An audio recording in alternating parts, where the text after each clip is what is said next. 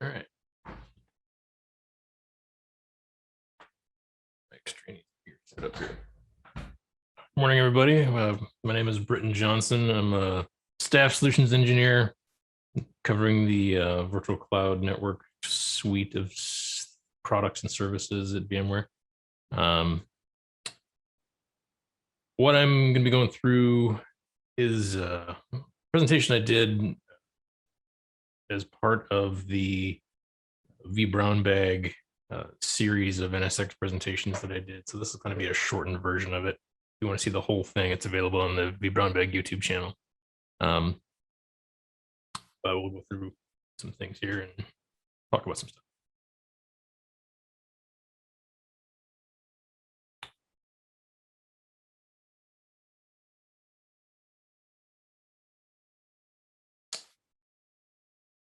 All right.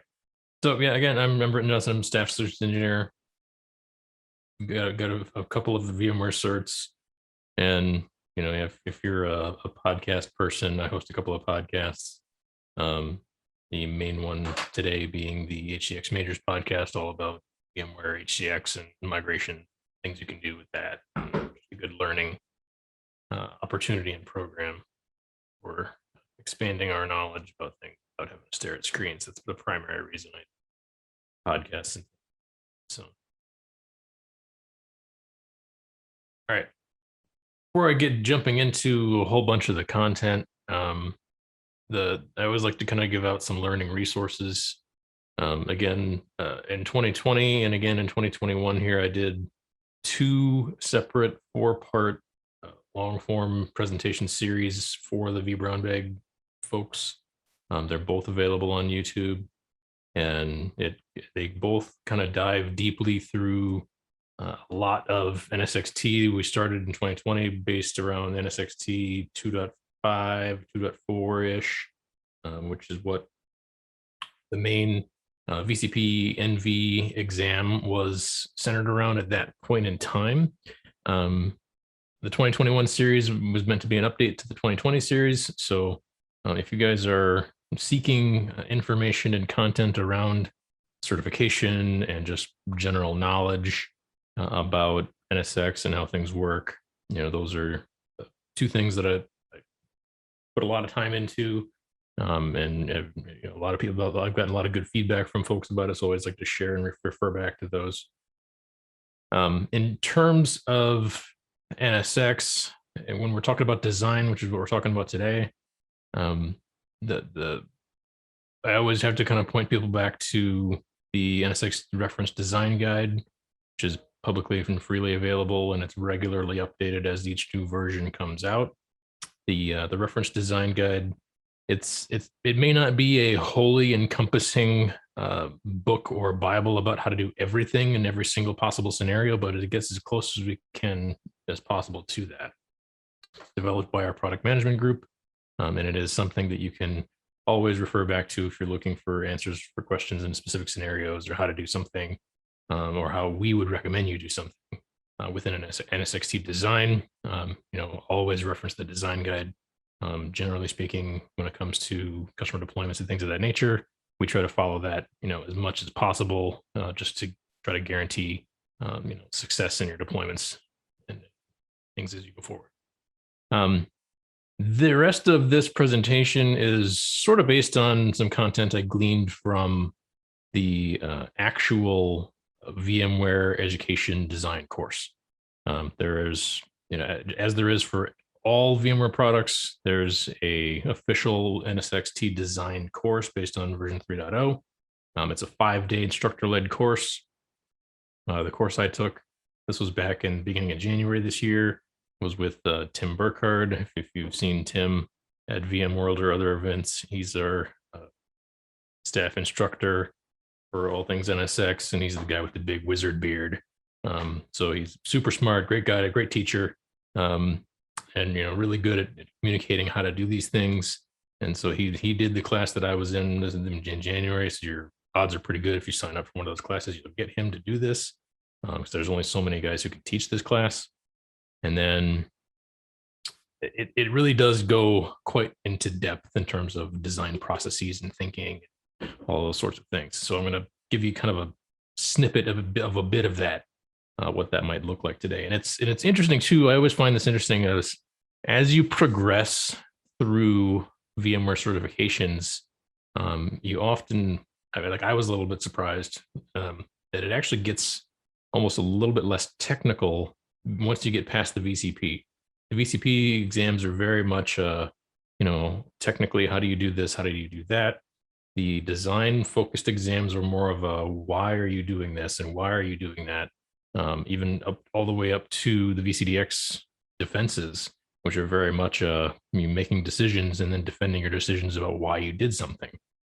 So as you get more advanced into your technical abilities, beyond the deploy exams, the design and the defense exams are very much it's not so much technical knowledge, it's knowledge about how and why you're making decisions to do things.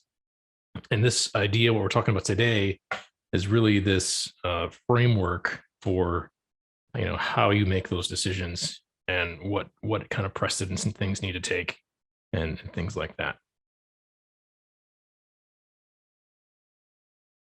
So as we're prepping for any type of an exam, I always have to, because it's an easy thing to skip.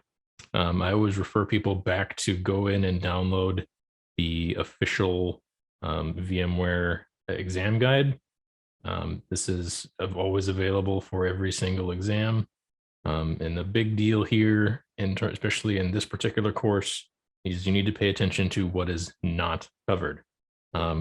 There's large sections of the NSX-T product set and feature set and things that are just, as it says in the blueprint, there are no testable objectives for this section. So as you're studying for this exam or for any exam, really, make sure you're referencing back to this and the blueprint, and make sure that you are not studying for things that are not on the exam. Really easy to kind of get going in the wrong direction with things if you're not, kind of paying attention to the nitty-gritty details of what is and what is not available or covered in these exams. Ben, do you guys usually take questions as speakers roll through here? It's up to you. I mean, typically we wait to the end, but you're more than welcome to pause and ask for questions in the middle. So I'll leave it all up to you. Yeah, I'm happy to be interrupted. So if anybody has a burning question at any point, feel free to shout at me. That's fine. All right. So as we get into this design process, we're going to start at the kind of a high level, and we'll work our way down, to some other concepts to talk about, and just kind of roll through this thing here. When we're talking about a framework, we're talking about something, a toolkit that can be, used for delivery or an assessment of a broad range of architectures. This isn't necessarily something that is NSX specific. This is something that, a lot of you working in IT probably do this already on a daily basis. You don't have a really organized way of thinking about it. This may just be something you do naturally. I know for me, that was always true. I tend not to be a naturally organized person, but I always, I'm a creature of habits, just like most people. And so whenever I'm learning something new, or whenever I'm kind of going through the process of trying to figure stuff out, I try to break things down, figure out what the moving pieces. I used to say, it took me 10 times to install NSX for vSphere before I really got, what it was. And that was, 5-6 years ago. Same kind of thing for this. You have to kind of build this structure out in your head so that you can follow along and understand, kind of just how your brain's going to process through, what it's going to look like. So the framework consists of, a structure for content or process that can be used, as the tool to represent thoughts and ensure consistency and completeness. It's a design methodology that describes a iterative or high-level process, that is used to create a design. We use standards that are developed in the field.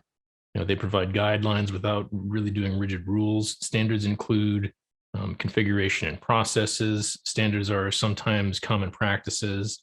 Standards are used to avoid problems and get results. But you must always balance, the best practices within organization's objectives. When we're talking about tools, design tools, are supporting artifacts used to execute the methodology. They give you a defined vocabulary of terms unique to the framework, and then that kind of gets us going down this process.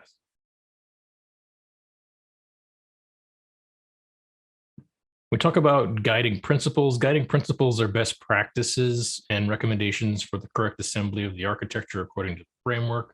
So as you'll kind of notice, each one of these things tends to build on the next. And that's very much a standard design methodology of, when you build a house, you start at the foundation and you build yourself up. Very much in this, similar type of thinking in this process.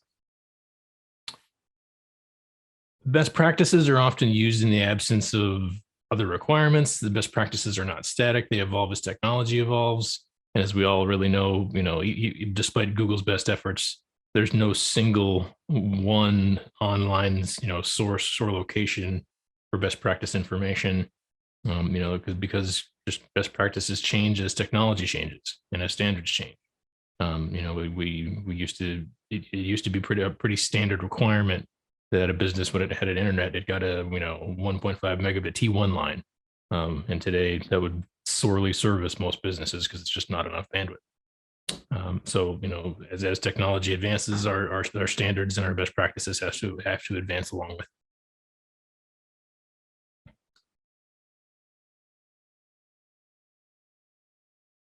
All right, as we work through this process, design decisions are made during design sessions, where we have interviews or whiteboard sessions. And the design considers the organization's goals, requirements, constraints, and the guiding principles that get them there. To provide a good solution that works, this involves key stakeholders and subject matter experts early on, and often in the design session. And there's a thing here of you don't want to surprise specific key stakeholders with something last minute. I mean, you got to try to think ahead of these things a little bit. And give people time the ability to work through things as you are working through the process. This is true in a lot of scenarios. So designing is a balancing act between technical best practices, organizational goals, requirements, and constraints.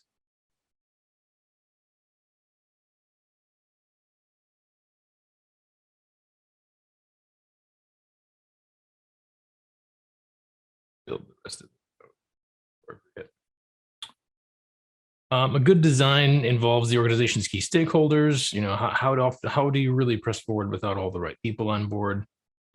This is something that I've often run into, where you start a project and maybe you're working with one side of the house, where maybe you're working with the computer server storage management people, but the network folks aren't on board because they've got other projects and other things that they're working on.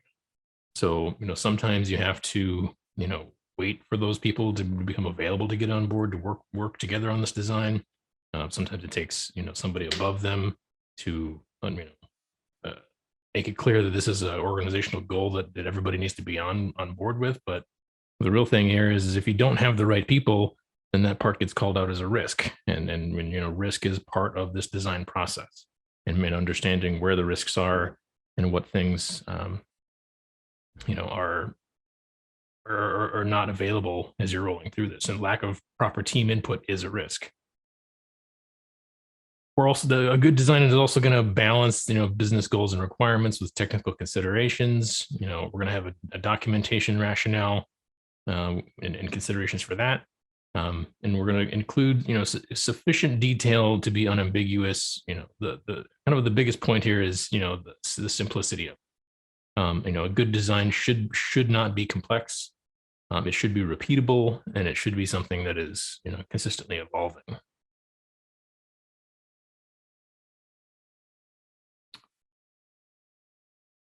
So as we apply this framework now, with kind of that foundational aspect of thought here, we're going to use and identify that, we need sponsors from every area.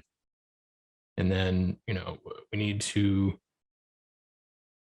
figure out why we are doing the specific design scenarios that we're doing. We can't just, put in a NSX overlay network design topology with, tier 0 routers and T1 routers and overlay, logical segments and all these kinds of things without realistically a good business driver to say, yeah, we're trying to do software-defined networking so that we can, in a more agile way, expand our network footprint without having to change, network hardware architectures and all this kind of stuff. So there has to be a reason to want to do these things. And I run into cases all the time where, doing an NSX deployment, really the main driver for it is security. And in those kind of in that sort of scenario, doing all the NSX overlay network stuff is not required to get to a goal of having a secure network. We can do those things with just the existing network architecture. And so we kind of have to balance this out and figure out what the business drivers are.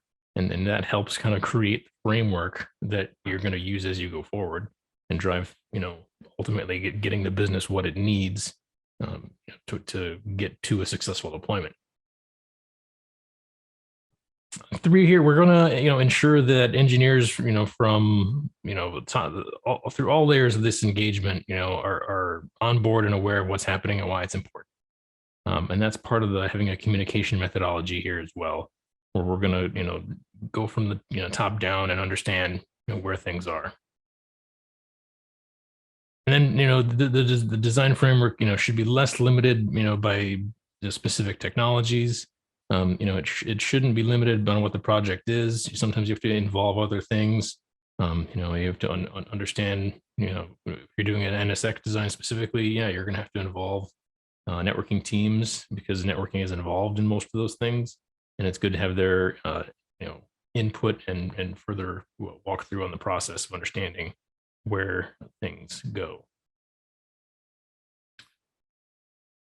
So the use of a standard framework communicates, an organized and professional approach to customers. The design qualifiers ensure that all levels of engagement are met, and each qualifier affects the other qualifiers. And design qualifiers include, these availability, the manageability, performance, recoverability, security, and cost. And each one of these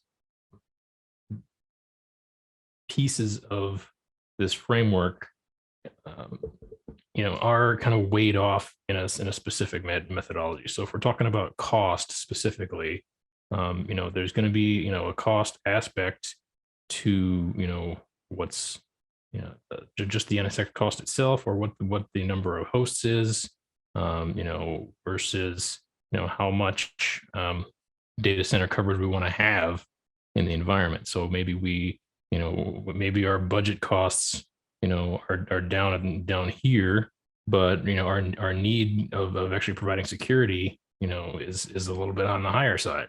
So we have to kind of, work through, kind of this budget versus proposal type of thinking process to understand, what's going to trump what, and this, kind of stacked ranking and figuring out where things fall on the priority list in every one of these scenarios is what's going to help us drive to ultimately a clear and successful design.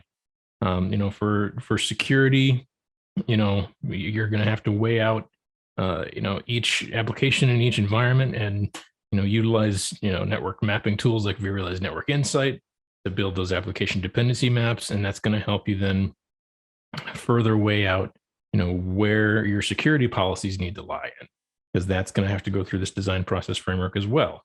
And then understand, how tightly wrapped up and locked down do your apps need to be? What do the application owners require for that application to function? And what does the security team require for it to actually be secure, be, considered secure?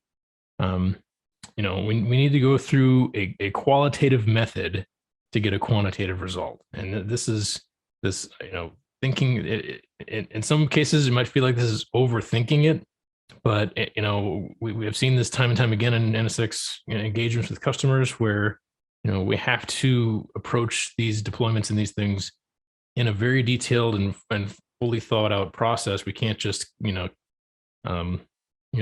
cowboy up and Leroy Jenkins and away we go. We have to take this into process of, doing it in a method that's going to be successful because, too often with security tools, especially, somebody will just turn on everything and then break stuff. And that's not something that anybody wants, really.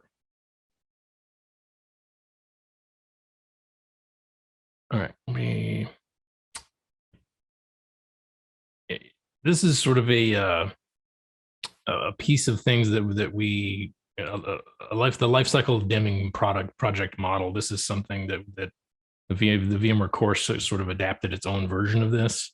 Frameworks have a life cycle, and then the life cycle includes this discover, develop, execute, and review sort of methodology where you're just you're starting this thing, and it's the discover, develop, execute, review is stolen from this plan, do, check, act. And I think from my view on this, the probably the most important piece of it is going through this review process. Measuring performance against customers' objectives and then identifying what's next in the process, because too often we'll be really good at doing the discovery phase, we'll be really good at developing the plan phase, we'll be really good at doing the execute phase, and then sometimes the review phase just gets left to the wayside because, well, it worked, and move on to the next thing. But if we don't do that extra detailed review step and say, why do we know it's working, it gets sort of hard to have that measuring stick to go forward and understand what are the things that are going to make you successful for the next piece of this deployment.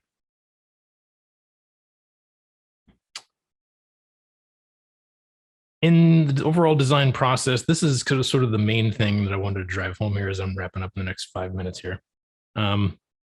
The thing that you're going to discover, especially if you go through and take this whole design course, is you're going to see these 4 topics a lot: constraints, requirements, assumptions, and risks. And as you go through more design focused exams and you're thinking more of things but in a design focused way, you're going to be constantly working through and categorizing what each one of these things is.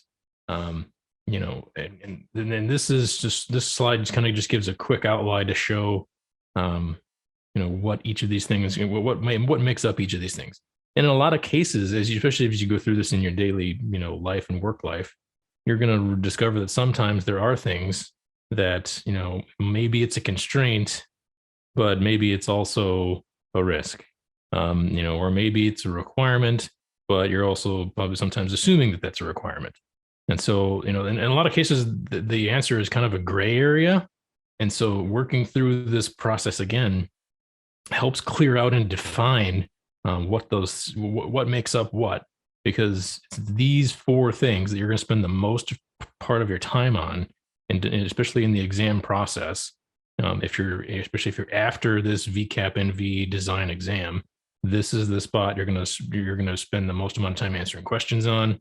This is the thing that you need to kind of understand the thought process from a VMware exam perspective of what makes up a constraint, what makes up a requirement, what makes up an assumption or a risk. This is probably easily 60 to 75% of the exam is just these types of questions. So as you work through these things, you're going to have to start looking up some design process, questions. And in the actual full course, all of the lab time is focused on working through this process to identify what these things are, having a discussion about it as a group, and saying, why do you think this is a constraint? Why do you think this is an assumption? What makes this a risk? And talking through that process, because sometimes if you're not already doing some of that stuff on a daily basis, it's not necessarily the most natural thing to do. And so you have to kind of get some practice at it. Again, going through the full course really helps you get there. But this is the main thing that I like to communicate when I talk about this session with anybody is, if you're studying for this exam, don't skip this part, because this is the pretty much the vast majority of the exam.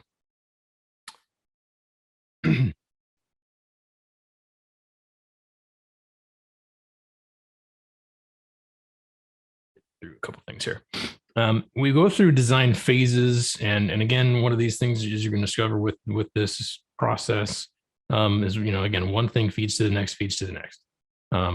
We build out the conceptual design phase with those requirements, constraints, assumptions, and risks, which feeds into then the logical design, which has decisions and justifications for those requirements, constraints, assumptions, and risks, and then that feeds into the physical design, which all of those prior to categories will then determine the physical layout of the network, the physical layout of the hosts, what the edge configuration is going to look like, all of the very specific things, IP addresses, port connections, number of CPUs, all those kinds of physical details get captured in the physical design. And then it sort of rolls right back around to, what are the next pieces of this thing. Let's see, kind of already covered some of that. So again, when we're creating this physical design, we're stepping through, the conceptual design. We're again working on those requirements, constraints, assumptions, and risks. And again, I can't hammer home enough that you need to spend time, on that point of figuring out, what is a requirement, what is a constraint, what is an assumption, what is a risk, because it's the way some of the questions are worded. You have to read them 2 and 3 times to figure out what are they really driving at here. And in some cases, it's, it really could be either or. So you kind of have to make a gut call. But in reality, this is the thought process that we're trying to get through with this design process, is this understanding of, the conceptual design feeds the logical design feeds the physical design. And this thing is a workable process and cycle that as you roll through this, you'll get there. At the end of any design process, you're going to have deliverables, which is going to include, the cost of the project, the length of the project. This is the final step in building these design documents out. Documentation for a lot of people is kind of the least favorite thing to do. I know it is my least favorite thing to do. Back when I was an engineer working on the end of things, documenting and writing up project documentation and writing up specific design things, and it's tedious work. It's nowhere near as fun as clicking next and deploying things. But it's part of the thing of doing a proper design and getting it in a repeatable fashion is doing the real documentations, doing the as-built type documentations. I worked for a commercial construction company for a while at one point in my career, and there are whole project managers who their whole job is really at the end of every construction project is building out those as-built documents so that they can deliver them to the owner of the building after it's been built, and so they know how to operate it. Same thing applies here, where when we're building these things in software, we're building data centers, we're building out security policies. There needs to be a good process and methodology to get you to the documentation I like to build it now in a way where the design process builds the documentation for how it was built as you go through the process. So that way, by the time you get to the end, the documentation has kind of built itself. That's the goal. It doesn't always happen that way because life gets in the way. But that's kind of the overall process that we go through. Kind of last couple pieces here. The design and deploy process. We work through this thing where it's very much the plan, do, check, act phase of things. Each phase of the project includes specific deliverables where we're doing the assessment feeds into the requirements, and then it also feeds into the design aspect of it, which feeds into the deploy, which we then validate, and we circle it back around to the requirements. It's very much a next, keep driving through this process and get the, build a design that's again simple and repeatable, and you can, work through these things and see how each one feeds to the next step. All right.